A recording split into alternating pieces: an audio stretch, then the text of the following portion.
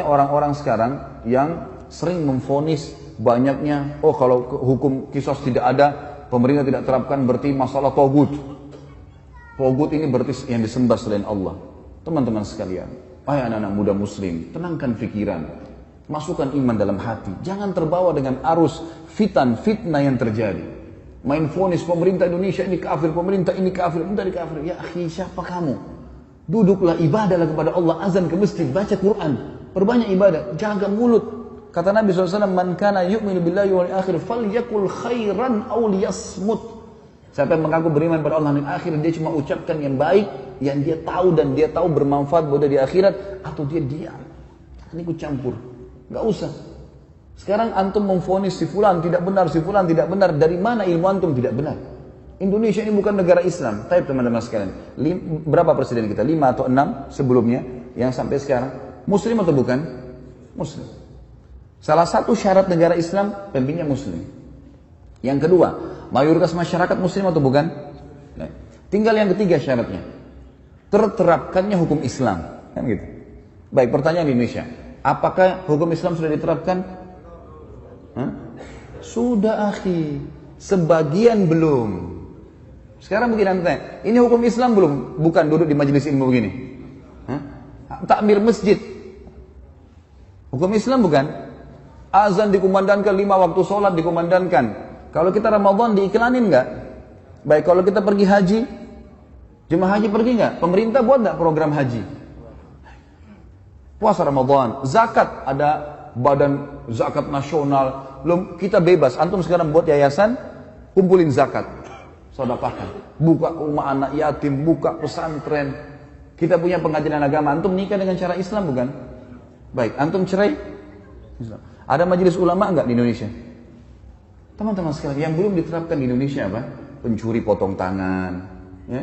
Orang berzina dirajam. Ini bagian daripada syariat, bagian, bukan totalitas syariat di situ. Harus kita tenangkan pikiran dan hati kita, teman-teman. Jangan terbawa cuma emosional dan ilmunya kurang, akhirnya kemana-mana nih, gitu kan? Ban mobil kita kalau bannya lagi kempes, tambah angin saja, jalan. Kita enggak, kempes, buang semua mobilnya.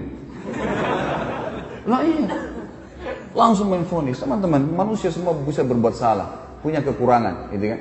Tetapi kita mendoakan. Yang saya lihat adalah kita di Saudi misal contoh ya, saya karena pernah tinggal di sana, saya melihat di setiap mimbar hari Jumat disebutkan. Nanti antum bisa lihat di dalam kitab Fathul Majid, syarah kitab Tauhid, yang dikatakan taghut kullu ma'ubida min dunillah. Itu yang pertama. Setiap apa yang disembah selain Allah, itu namanya taghut. Yang kedua dijelaskan oleh Ibnu Qayyim, ini perkataan Imam Malik yang pertama. Yang kedua Ibnu Qayyim mengatakan kullu ma tajawaza bil abdu min ma'budin au matbu'in au muta'. Setiap yang dilakukan oleh hamba dengan melewati batas dari yang disembah, yang ditaati atau yang diikuti. Ini namanya taghut.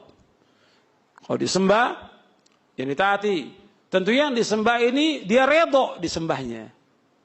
Kalau yang tidak redho nggak masuk taghut. Seperti orang menyembah Nabi Isa atau menyembah Nabi Muhammad, nggak bisa dikatakan Nabi Muhammad taghut, tidak. Ini maksudnya yang disembah dan dia redho. Seperti orang ya dia pakai sorban, murid-murid datang cium tangannya, minum kobokannya, cium kakinya, ini taghut. Karena dia senang orang nyembah dia. Banyak gak seperti itu? Iya. Orang datang pada dia sampai ruku dan sujud. Dan dia senang. Orang seperti itu. Ini taghut yang seperti ini. Karena dia redho dengan perbuatan itu. Kalau dia gak redho, gak masuk ke dalam itu. Nabi Isa disembah. Redho gak Nabi Isa? Tidak redho. Gak masuk taghut. Yang redho. Jadi orang disembah atau yang mengajak orang untuk menyembah dirinya, ini taghut. Orang yang berhukum dengan selain hukum Allah, taghut. Dukun-dukun, tukang sihir, taghut. Iblis, laknatullah, taghut. Seperti yang dijelaskan oleh Syekh Muhammad bin Abdul Wahhab dalam kitabnya Al-Usul Ats-Tsalatsah di bagian akhir. At-tawagid katsirah, ru'usum khamsah, kata beliau. Bahwa taghut itu banyak sekali, pokoknya ada 5. Yang pertama iblis, laknatullah alaih. Ini taghut, iblis. Yang kedua, yaitu orang yang dia mengajak orang untuk menyembah dirinya. Man da'a ila ibadah nafsi. Yang ketiga yaitu man ubida wa huwa radin. Barang siapa yang disembah dan dia redha. Ini tagut. Yang keempat yaitu tukang-tukang sihir, dukun-dukun, ini tagut. Tukang ramal, ini tagut. Yang kelima, man hakama bi ghairi ma anzalallah. Yang berhukum dengan selain hukum Allah, ini tagut. Yang pokok yang pertama tagut itu siapa? Iblis laknatullah. Baru kemudian yang lainnya.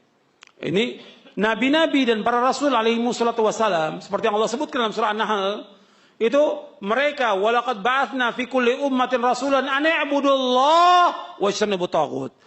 Setiap nabi, setiap umat kami utus seorang rasul. Jadi setiap umat sebelum Nabi Muhammad sallallahu alaihi wasallam itu masih ada rasulnya. Makanya rasul banyak, nabi lebih banyak lagi. Rasul ada 313 rasul alaihi wassalatu wassalam, yang terkenal 25. Adapun nabi 124.000 nabi. Nabi itu ada 124.000 nabi. Itu disebutkan dalam riwayat Imam Ahmad, Ibnu Hibban dan yang lainnya, sahabat Abu Dzar. Dan saya bawakan dalam buku Syarah Akidah Ahlus Sunnah wal Jamaah ketika membahas tentang iman kepada rasul-rasul. Iman kepada rasul-rasul. Ada saya sebutkan di situ riwayatnya. Jadi rasul-rasul dan nabi-nabi alaihi wassalatu semuanya mengajak umat untuk mentauhidkan Allah.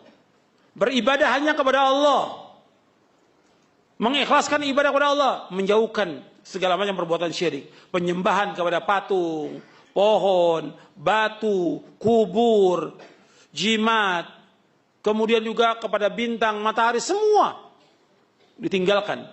Makanya Nabi Ibrahim alaihissalatu wassalam mengatakan, innani bara'um mimma tusyrikun illa alladhi fatarani fa innahu sayahdin wa ja'ala kalimatan baqiyatan fi aqibil alam marji'un. Sesungguhnya aku berlepas diri dari apa yang kalian sembah. Yang mereka sembah selain Allah, aku berlepas diri. Kecuali zat yang menciptakan aku, yaitu Allah SWT. Karena Allah akan menunjuki aku. Dan Allah jadikan kalimat ini, kalimat la ilaha illallah, itu tetap pada anak keturunannya. Wajala kalimatan baqiyan fi aqil agar mereka kembali kepada kalimat ini. Jadi para nabi mengajak untuk mentauhidkan Allah dan melarang dari taghut. Makanya Islam kita nggak akan sempurna kecuali kita mengikhlaskan ibadah kepada Allah dan kita barok kepada semua yang disembah selain Allah. Itu perhatikan. Nggak akan sempurna tauhid kita kepada Allah kecuali kita mengikhlaskan ibadah hanya kepada Allah, menunjukkan semua bentuk ibadah kepada Allah dan berlepas diri dari semua yang disembah oleh manusia kepada selain Allah. Wajib itu.